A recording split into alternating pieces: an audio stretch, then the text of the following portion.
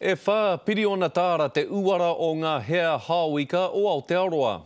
O taua namara, he tata ki te wha tekau ōrau e puriti ana e te iwi Māori. I tū te hui hāwika Māori o te motu i te rānei, i reira a Roy Hananuri.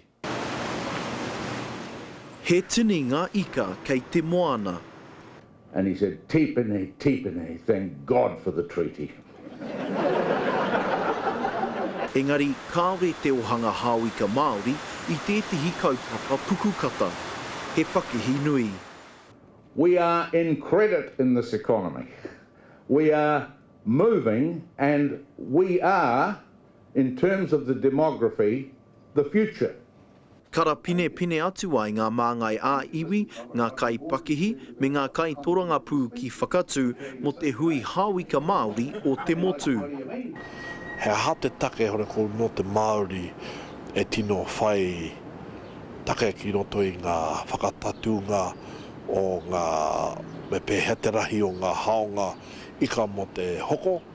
Anei te urupare a te minita take hāwika a Phil Heatley. Look, only Māori have customary fishing. They're involved in recreational fishing, they're heavily involved in commercial fishing, and they're involved in marine farming. Kei te mōhioho ki te kāwanatanga, ki te wāru hao ika Māori, nā reira kei te anga te titiro ki te iwi Māori. And they need to be leaders in the whole seafood sector, and they are.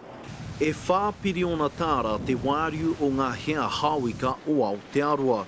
O tērā nama, he tata ki te whātekau ōrau e pupuri ana I ngā iwi Māori.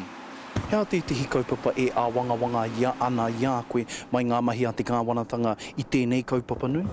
I te āwangawanga nau ko wā rātou tōmuri ki te whakatatu ngā mātaitai. Hei a pōpō hiki ai te hui nei, Roy Hananuri, Te Karere.